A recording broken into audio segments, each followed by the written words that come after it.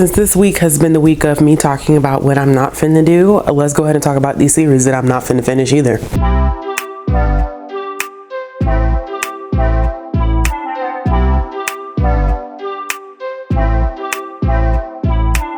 Hey y'all, it's Ashley at Bookishrealm, and I am back with another video to talk more about some things that just I'm not gonna do. I don't know what this week is for me. I have been in a very interesting headspace this week with a lot of like boundary setting. I don't know why it has been this thing this week, but I've found myself having to draw lines and boundaries with people because it's just been a lot. So that same energy is kind of being brought to the channel, and I hope that y'all are here to enjoy it. So let's go ahead and dive into this video. It's not going to be long because listen, I'm really a true Virgo, perfectionist, completionist. So believe it or not, this was kind of hard. I kind of struggled with this, just a little TT. I kind of struggled with this one just a little bit, but it's okay. It's all right, because some of them just came to mind like this, and I was like, oh yeah, child, I'm not about to do this. And so first on this list, so we're not going on and on and on, Children of Blood and Bone. Child, I'm not finna do it. I don't know who out there is about to do it, but I'm not about to do it because I just don't have the capacity, the energy, and the time. I feel like I gave Miss Amy a good hard run. I adored Children of Blood and Bone, gave that bad boy 5 stars, and I got to Children of Virtue and Vengeance and said, hell, what happened? What happened here? Because clearly 2 different people wrote these books, because ain't no way in hell that you wrote this first book and then turn around and thought that this second book was okay. Absolutely not. There's no way. And so I was so grossly disappointed by the second book. I had the book and bought it on release day, made sure I was supporting her. I did a reading vlog where I read the first book over, and then I got to the second book and I was like, wow, I felt personally victimized. I felt raise your hand if you felt personally victimized by what Miss Tommy was doing in the second book. Go ahead and raise your hand. Raise your hand in your room if you read that second book and you felt, goodness gracious, I felt like I got slapped in the face, because that was me. And so I know supposedly that the third book has a release date of next year and that it's a thing that is truly going to be happening. But guess what? I don't care. I'm not reading it. I'm done with the series. I still own, I don't know if y'all can see it in frame. You probably can't. It's over there. I still own the first and the second book because I've annotated them. I can't sell them. I don't even want to donate them because I've written in them. So they sit in the corner right there for me to look at every day and get pissed off about. The next one that I have on this list is anything that has to do with The Coldest Winter Ever by Sister Souljah. I don't know if she's writing anything else, but I am not reading the book, the companion book that features Winter Sister. I am not reading the Midnight Trilogy.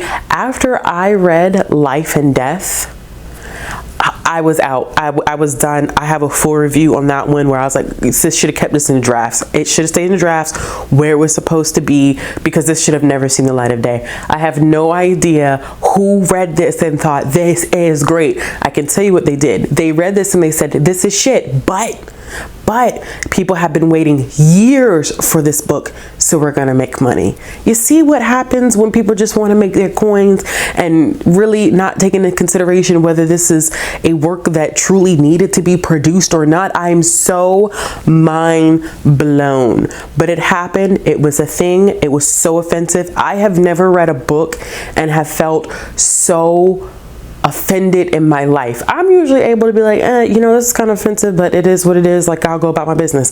That book, I felt so offended by it. The themes of it, the push, the religious push in it was just so unkind to everybody that did not agree with Sister Souljah's beliefs.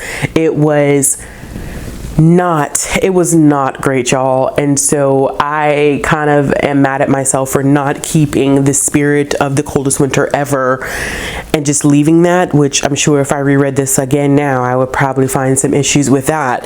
But unfortunately, it is what it is. I did read it because I was like, is it Life After Death? I think I said in the beginning, Life and Death, Life After Death. I can't do it. I can't do it. I don't have the capacity to do it. So that's it for me. Sister Souljah she should have been on that list that I made this week, but that was for authors I had no plans on reading. I've already read 2 books by her, so there's that as well. Now this one is gonna piss some people off, but I just finished this book last week, I think. Maybe it was last week, maybe it was this week. Time is a funny thing that I am unable to keep track of nowadays. I read The Inheritance Games by Jennifer Lynn Barnes and thought it was horrible. I don't know what, I don't get the hype, y'all. I'm very confused about the hype for that one. It definitely was like a 2-star read for me. I won't be continuing this series. I had the second audiobook on hold because I was like, oh yeah, you know, this is one of those things, like everybody seems to enjoy it and really like it and love it. And I'm gonna go ahead and put the second audiobook on hold at the library because the wait list is long, because the 3rd book just came out. I listened to the 1st book and I was like, let me go ahead and cancel that hold because I'm not finna pick up any more books in this series. And I feel like there's a 4th one coming out.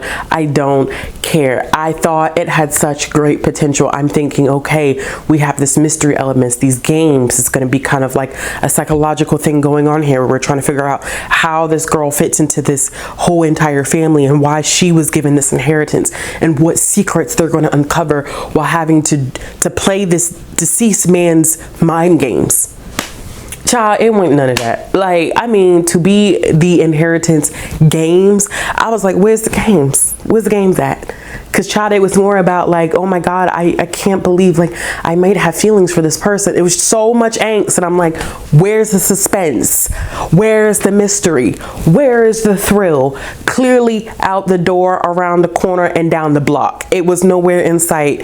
And so I'm finna be nowhere in sight when these books come out, and I refuse to read them. That's just how I'm about to roll. I'm so sorry for any of y'all who love the Inheritance Games, who find it thrilling and fascinating.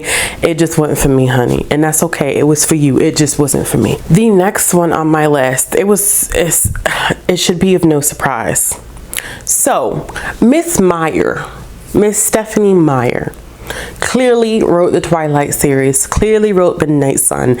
I reread the original series and read Midnight Sun to discuss all that stuff on Bethany's channel. This was back in, I think, 2020 maybe. I think it was 2020 when we did those live shows. So 2 years ago, over 2 years ago now. And yeah, I now know that Marissa Meyer, or not Marissa Meyer, oh my God, not Marissa Meyer, don't confuse her with Marissa. I now know that Stephenie Meyer is going to put out more of these books that have to do with Jacob and Renesmee, apparently. I will not be picking them up. I literally reread the entire series of Midnight Sun and gave every single one of them 1 star. I did a full review. See, these are not new thoughts. These are thoughts that have been brewing for a very long time. I did a full review on the series where I talk about nostalgia not being enough to withstand the problematic elements of those books. Once again, going back to the fact that I don't believe in canceling. I don't believe in taking away people's access to things. I just can't. Librarian, I can't do that. But I think it was just super harmful that like some people were not acknowledging the very harmful content of those books, and just the very awkward nature that Edward had towards Bella in terms of being a full-blown stalker. I just can't. I can't bear to sit through any more bad literature. Not for a live show discussion, not for a rant review. Like, I will not torture myself that way. I refuse to do it, because reading Midnight Sun was like sitting at a dentist and getting all of my teeth pulled out one by one with no Novocaine. I won't do that to myself anymore, because honestly, reading Midnight Sun, I could tell Stephenie Meyer didn't even fucking reread her own book. She didn't reread Twilight, because she was reworking stuff. And it's like, if this is the same book just from Edward's perspective, how are we changing lines? how are we reworking a book that's already written? You can't do that. It's just from a different perspective. That doesn't mean that we get to change what people were saying in the first book. It just made no sense. It's not the time for me to do a rant review. I just won't be reading anything else that has anything to remotely do with that series at all. The next one that I have on my list is another BookTube fave, and that is the Truly Devious series. I couldn't remember the name there for a second. I was getting confused. It's the Truly Devious series by Maureen Johnson. I read the first one, y'all. I read it and I was like, okay, I don't see the appeal. I didn't get it. There was a twist that was in that book and I was like, okay, but maybe I was just anticipating something that was bigger. I liked that the main character was really dedicated to figuring out this mystery when everybody else maybe necessarily wasn't as motivated as she was. But other than that, I was like, it doesn't really make a difference left or right, forward, backward. I don't know, side to side, whatever. Like, I didn't really care. And I know in my review for that one, I was like, oh, I'll be continuing the series. I will not be continuing the series because if I'm not mistaken, this one has a 5th book coming out soon. And I'm like, I just don't have the capacity for it either. Because if I don't enjoy the first book, if the first book can't pull me in, then what is the point of going through the rest of the series knowing that there's a potential that I'm not going to like it when there's 1,000,001 other books that I need to read in my lifetime?